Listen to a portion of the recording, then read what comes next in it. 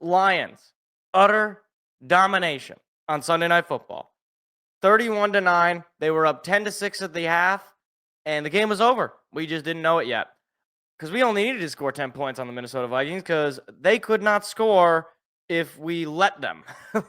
There was so many opportunities throughout this game where I thought, okay, surely they're going to score now. Oh my God, here's a big penalty. Of course, they catch a break on third down. Oh my gosh, Cam Akers with a massive, 50-some yard run, flips the field all the way inside the 10. Clearly, obviously, they're going to score here, and they just didn't. So you know what? Everybody, and I and myself included, we all need to give a big apology to one singular man, and that would be Aaron Glenn.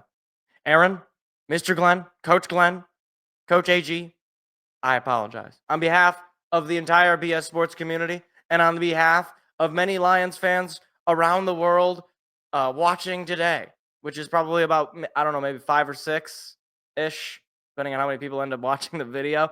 I am sorry. We are all sorry. We did not recognize your game because this was the best performance of the defense of the year. There's no question about it in my mind. We've had some great games where the defense put on a show. You had the second half against Houston, the couple of turnovers that ultimately didn't result in any points, but keeping yourself in that game. We had, obviously the games against Jacksonville and the games against Tennessee and Dallas. Those games. You even had, the Thanksgiving game where you held Chicago to basically nothing in the first half and, forced them into comeback mode there in the second half. But this game, this was the one.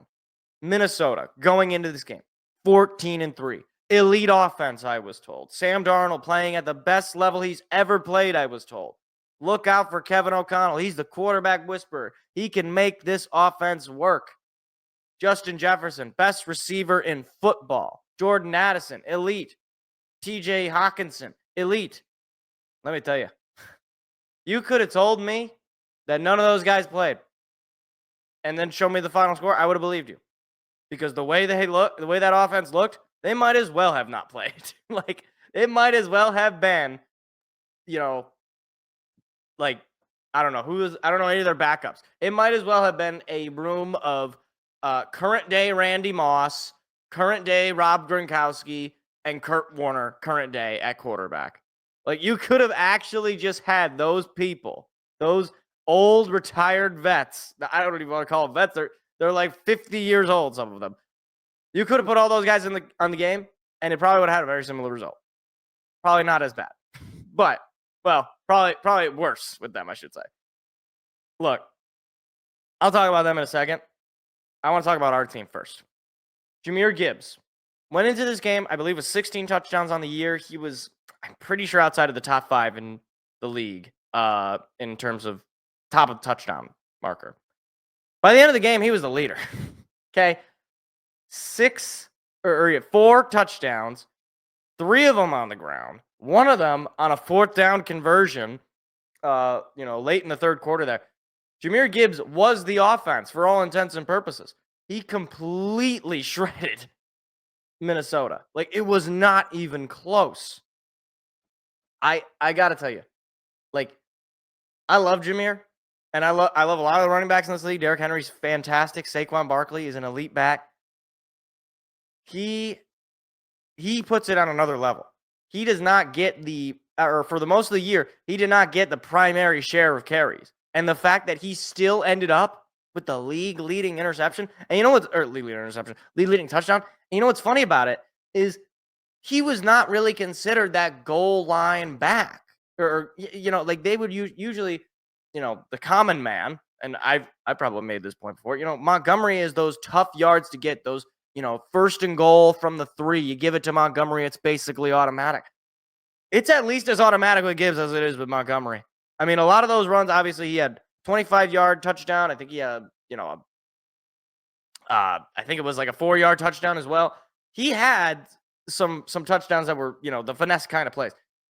But he is as tough a running back in this league as any of those top guys that I mentioned earlier, as Saquon, as Derrick Henry, and he's in year 2. he is at a level where I don't know if people are going to be prepared for when he really starts to take off and is in the realm of all pro. Because obviously he's already a Pro Bowler. I think he was a Pro Bowler his rookie year. He was definitely on the all rookie team. But things are only going to go up for him because you got to think, as much as I love David Montgomery and he just got extended, his carries are going to drop as Jahmyr Gibbs go up. And the more that he performs like this, what's Montgomery going to say?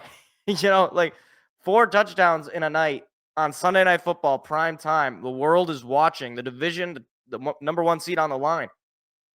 These are the moments that legacies are made. And that is one of the best performances from any player individually that I've ever seen. But it wasn't just him. I mean, Craig Reynolds had a solid night as well. He had 8 carries for 39 yards. Jared Goff, not the best night, but still 231 yards and a touchdown, a couple of picks for him.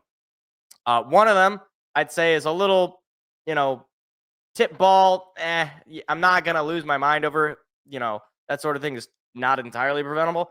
The arm punt, that was terrible. I said that in the broadcast. You can go back and watch. That was terrible. That was an awful throw. I don't know what he was thinking.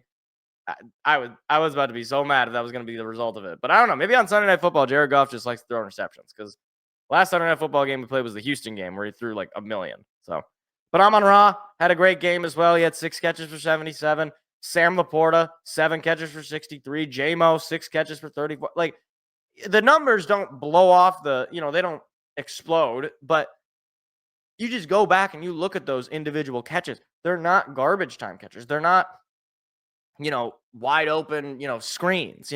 Some of them might be, but a lot of them are in tough spots, picking up first downs, picking up tough yardage, juking guys, whatever you want to say.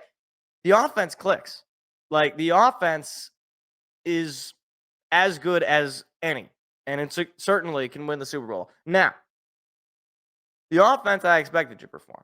And while for that first half and about a quarter and a half, or half a quarter, I should say, I was a little nervous. I was like, okay, is Brian Flores finally getting Jared Goff? Is he showing the formula? He kind of did for a little bit, but it ultimately did not work. However, we didn't allow a single touchdown in this game. And that is due, in my humble opinion, to 2 individual men. Now, I'll do man number 2 on my list here first. And that is one Alex Anzalone. All right. I'm not necessarily going to list off the stats. He did lead the team in total tackles. He had 7, 3 of them by himself. He had a couple of miscellaneous stats that are not tackle related. He had a pass deflect and he had a QB hit. Anzalone, I don't know what, like, it was like the scene in Space Jam where Bugs Bunny gives everybody the water and it calls it Michael's secret stuff. I feel like that's what it was. Alex Anzalone's secret stuff. He just gave everybody water or whatever, and they just turned into like the greatest version of themselves. He was outstanding. I mean, obviously you lead the team in tackles. That's outstanding. And to come back from an injury and have that big of an impact on a defense, this guy had a broken forearm. Okay, I don't know if I've never broken a bone. I've sprained my ankle before. People will remember that. It doesn't feel good. I can't imagine a broken bone feels any better. He comes in and it's as if he was, off on vacation the entire, time. And the defense looks absolutely outstanding. And I saw some stats that basically the defense with him, one of the top in the league. Defense without him, not great. And, maybe that's just what it was. Like, obviously, you still don't have Aleem McNeil. You still don't have Carlton Davis. Don't know if you're ever going to get him back, at least based on the comments from Campbell. I'm not sure if Carlton Davis is going to be coming back. Maybe you don't need those guys because maybe Alex Anzalone was really the glue that held this whole thing together. Now, the other guy that I want to mention, this feels like a bit of a vindication because I feel like this guy has not been mentioned nearly enough. But I always, during the games, mention his name because it seems like much of the time he's out making plays, making tackles, doing whatever it is. Amik Robertson. Be still my beating heart. When we got this guy in free agency from Las Vegas, I believe we signed him to a 2-year deal. It's hard to evaluate DBs in general. It's not like looking at an edge rusher where you're immediately going to the sack numbers or the TFL numbers, or a linebacker where you're looking at tackles, total tackles, stuff like that. With DBs, outside of interceptions, It's really hard to look at a stat sheet and be able to identify how much of it. I mean, even just looking at this, he had 5 total tackles, 4 of them by him, 4 of them solo, and 1 pass deflected. You look at that, you're like, did he even do much? Yeah, he only held Justin Jefferson to, wait for it, 3 catches, 54 yards, no touchdown. The biggest one for 31 yards on 9 targets. If you were to tell me going into this game, we were going to put Amik Robertson on Justin Jefferson, I would have, as the lone Amik Robertson fanboy, I would have said, okay, it's going to be tough. It's going to be a shootout. All right, that's fine. Amik might make some plays, but no. Little did I know that was the matchup of all matchups. And Anzalone, I didn't even mention this. He was also matched up with TJ Hockenson. And boy, Hawk, he really looked like he did when he was playing here. I'll tell you that much. Big game, little TJ, because he had just 2 catches for 9 yards. Buddy, did you even play? Like, at that point, it's like, and then meanwhile, I actually feel bad because I like Jordan Addison. You have 1 catch for 0 yards. How'd you manage that? It's like George Pickens. We'll get to him later. And look, all of that builds into this. All right. I feel like I'm finally vindicated because I have been saying for weeks on this show when we talk the NFL in the week, every time Minnesota would win, I was the one saying, no, there's no way Sam Darnold, no way this team is actually that good. All right. And we'll get into where I thought they were going to be because I was very, very low on the Vikings going into this year. But I just thought, no, there's no way. Their offense has some weapons. Their defense is pretty good, but they're not 14 wins good. They're not NFC North champs good. They're not number 1 seed good. They can make the playoffs. They weren't that good. And I was vindicated. They were frauds. They called me a madman. They said, "No, you're just a Lions homer. You're just a hater. Sam Darnold is good again," as if he was really ever. I guess maybe in college he was good, but they were no. Sam Darnold is an MVP candidate. And I said, "No, there's no way. I refuse to live in a world where Sam Darnold is an MVP candidate." And somebody pointed this out. I was listening to the radio. I believe it was yesterday or maybe today. I think it was yesterday. And one of the callers pointed out, like, every time they pan to his face, you just look and you're like, this guy's not going to beat us. And I know that sounds stupid, but look at his face. I don't like it's one of those things that you can only explain it if you actually just show it. I don't have an image of Sam Darnold ready for me. Just look up pictures of Sam Darnold right now, and you're just like, no, that guy's not winning. No. And I know some people might say, oh, well, you can do the same, Jared. Shut up, all right? This is an entertainment show. We're not here for analytics. If you want analytics, go watch, I don't know. What's the, oh my gosh. Go watch PFF. I was gonna, don't they have a YouTube channel? I think they have a YouTube channel. I don't know. We're here for entertainment, all right? I can't explain this with logic and reason. I just know it. And you know what? My lack of logic and reason, it paid off. Sam Darnold was awful, okay? He was terrible. 166 yards, no touchdowns, no interceptions. He might as well have had a couple of interceptions, though, because it probably would have made the game a little bit more interesting for him. 2 sacks, 24 yards lost, a 55 rating on ESPN, and a 17 quarterback rating on ESPN as well. 18 for 41. The thing is, look, Aaron Jones is a decent back. He is, he's no Derrick Henry, okay? He's no Jahmyr Gibbs. He's no Saquon Barkley. 10 carries, 45 yards. They couldn't run the ball. So what did they have to do? They had to, and I said this actually going in. I said, you had to force Sam Darnold to beat us. And he couldn't do it. He couldn't do it in Minnesota. He couldn't do it here on primetime. And you know what? We'll get into it in the picks. I don't think he's going to be able to do it in LA. It's funny. The only teams the Vikings have lost to are the Rams and the Lions. Those are the 2 teams this year that have gotten the best of them. One of those games was at home. The other 2, both on the road. And they'll have to go on the road in the playoffs. We'll get into that when we get to the picks. But needless to say, this was one of the most satisfying wins of the season. Because not only does it bring us that 1 seed, and not only does it bring us the bye, it brings us validation to the point where when I saw the ESPN graphic where everybody was taking the Vikings, even when I was listening to the NBC pre-show and I saw all the talking head people, all the football guys picking the Vikings, but all the kind of media personality people picking the Lions, I was like, oh, okay, so that's how it is. We've been too popular for too long, so now everybody else we got to give it's their turn. That sort of thing. No, this is vindication.